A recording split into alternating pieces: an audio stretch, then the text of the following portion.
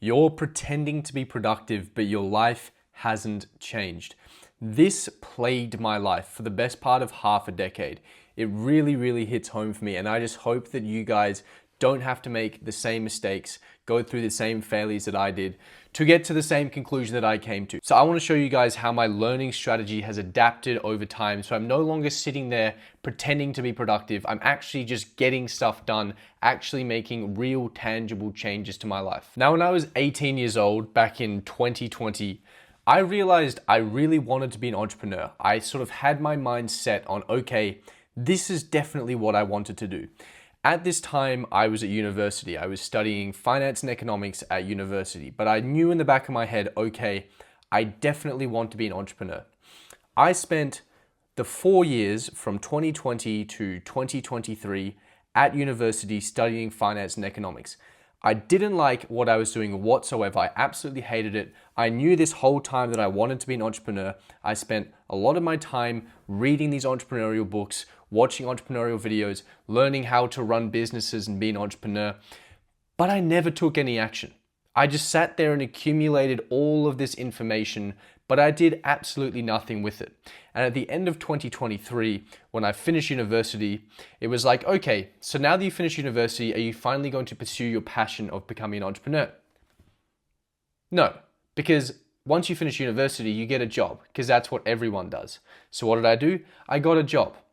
So all of 2024, I spent in an accounting job that I absolutely hated. I basically spent every waking moment that I wasn't working out or working, listening to entrepreneurial podcasts, reading entrepreneurial books, learning how to be an entrepreneur. But guess what I didn't do? I didn't start a business. I didn't move towards becoming an entrepreneur. I just continued to acquire all of this information, pretend I was being productive, but I did nothing with it. It wasn't until the very end of 2024 that I decided to quit my job and go all in on entrepreneurship. 5 years later, 5 years it took me from knowing exactly what I wanted to do, continuing to pretend I was being productive, do absolutely nothing with, and only after 5 years did I finally decide to take some damn action.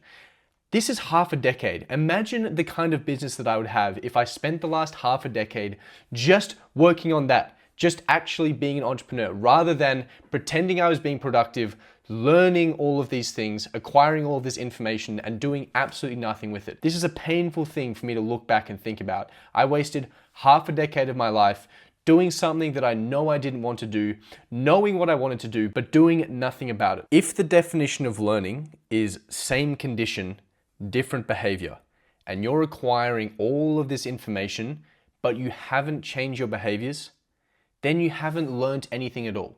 Your life is not going to change if you don't change your behaviors. So it doesn't matter how much information you're receiving. If you're not changing anything about your behaviors, about your actions, nothing in your life is going to change. And that is exactly what I saw for 5 years of my life. So this hurt me. This was a painful realization. And after this realization, I completely changed my strategy when it comes to learning, when it comes to pursuing goals and actually trying to accomplish things, so that I'm not in a position where I'm just sitting there being productive for 5 years, but not getting anything done. So this is my learning strategy. You can copy this, and hopefully you're not going to have the same problems that I've had for the last 5 years. I break this down into 3 different phases. There's 3 different phases when it comes to learning. The first phase we have is the accumulation phase. This is the time where you acquire knowledge. You acquire the information that is required for you to take the actions that you need to take. So if you want to get in great shape, if you decide, I want to be really jacked, then maybe you have to spend a little bit of time figuring out how to actually do that. Okay, so this is probably how I should be working out.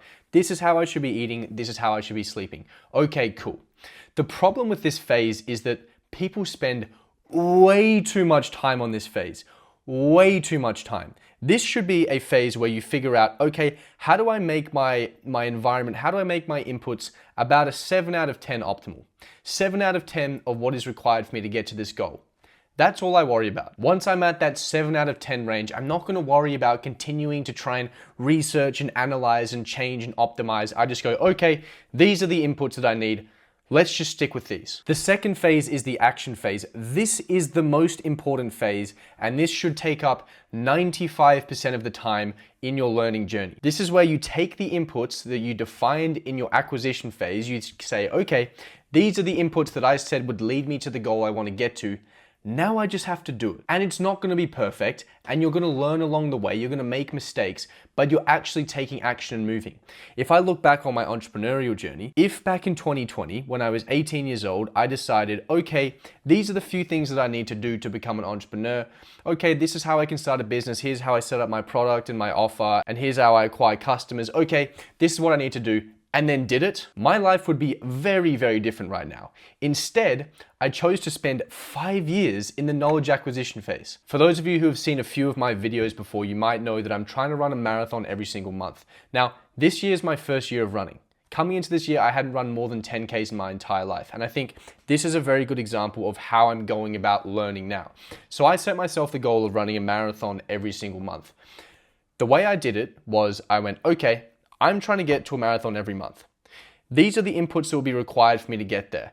And in 6 weeks, I went from barely being able to run to running my first marathon. Was it perfect? Was it 10 out of 10 optimal? No, it was far from it. If any experienced runners looked at my 6-week journey, you'd think, what on earth are you doing? But it got me to my first outcome. And I ran my first marathon. It wasn't very fast. It was about 5.5 hours. I spent 20 kilometers cramping, but I got it done. Now this took me 6 weeks.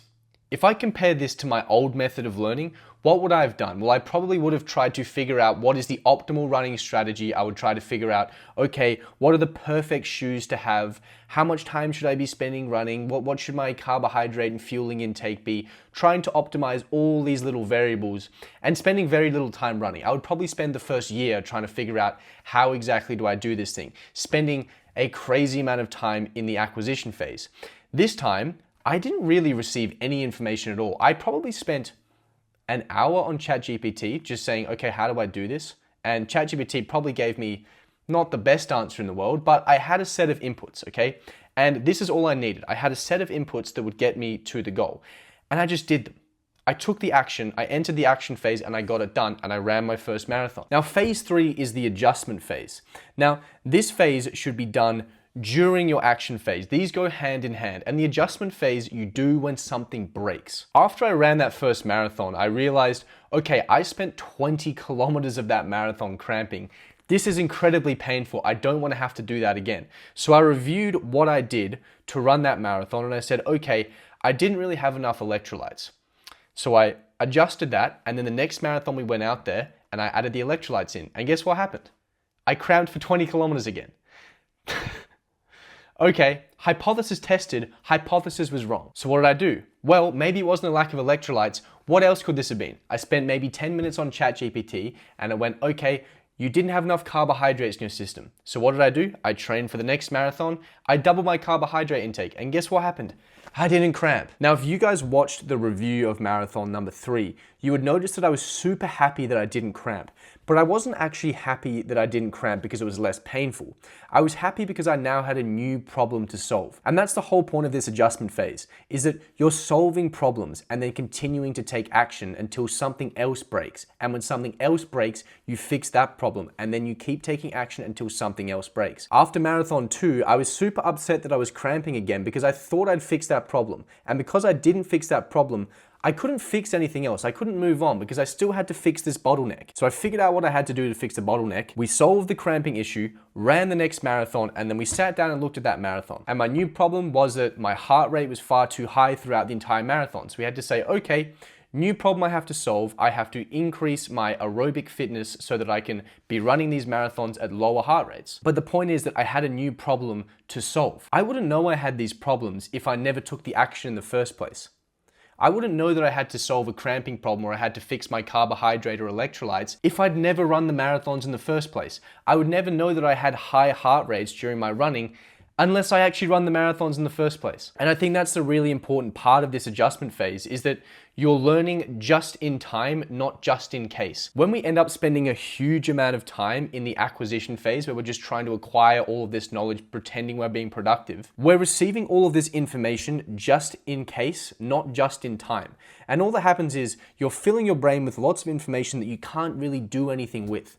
The way I've been approaching it now is that I will continue to take the actions that I know will get me towards my goal. And if I find a bottleneck, I find a problem, I fix it. And then I keep taking the actions that move me towards my goal. And this is how I was able to run 5 marathons in 5 months in my first year of running marathons. I plan to have run 6 marathons by the end of this year, but the point is that this wouldn't be possible if I followed my old strategy of just consuming a huge amount of information, learning just in case, not just in time, never taking any action, and then just sitting there, not changing my inputs at all, and not changing my life at all. I remember back in the winter of 2024, it was freezing cold, pitch black. I was out on my bike cycling my 40-minute commute to work while I was listening to podcasts about business. This podcast in particular was talking about how to scale your sales team to over 50 people. I was learning how to scale a sales team to over 50 people when I didn't even have a product. I'm cycling to work, listening to these podcasts, thinking I'm being super productive, thinking, well, look how good I am. But I'm just learning all of this information that is only relevant if you've taken such an insane amount of action to actually get to that point in the first place. I think we should be reframing how we think about learning to just in time, not just in case. Action first, define your inputs. What are the things that I need to do that would make it unreasonable that I do not achieve my goal? Take those actions. There will be bottlenecks. There will be things that get in the way. That is when you need to review what you're doing. You make small adjustments to fix that bottleneck, and then you keep taking the action. You're spending 90 to 95% of the time in this action phase, not just sitting there accumulating a crazy amount of information that you do nothing with. Remember, the definition of learning is same condition, different behavior. If you have not changed your behaviors, then you have not learnt anything. We spend all of this time sitting there consuming informational videos, listening to podcasts, reading books, pretending like, oh, look at us, we're growing, we're becoming better versions of ourselves. But if we don't change the inputs, the outputs will not change. Nothing about your life changes if you do not change the inputs themselves. Now, I've been living without online entertainment for over 10 months now, and I think this is the biggest reason I've been able to change how I see learning from actually taking the action first. Because I've removed all of these things that are providing me 50 different pieces of advice about how to get to the same goal. And rather than just accumulating all of this garbage information, I just accumulate a few bits of information that I actually need, define my inputs, and take the action. I think removing the online entertainment was definitely a huge one for that. Now, if you're interested in removing online entertainment without requiring willpower so you can actually make tangible improvements to your life rather than pretending you're being productive, then you can join the Modern Monk community for free. When you join, you're going to receive a free custom dopamine rewiring roadmap, and I'll run through that with you. Remember, learning is same condition, different behavior. If this provided you a different perspective on how to go about learning, if you actually changed your behaviors or actions in some way, then that is fantastic. If you want to see more videos like this, then they're probably somewhere around here. So I will see you in one of those.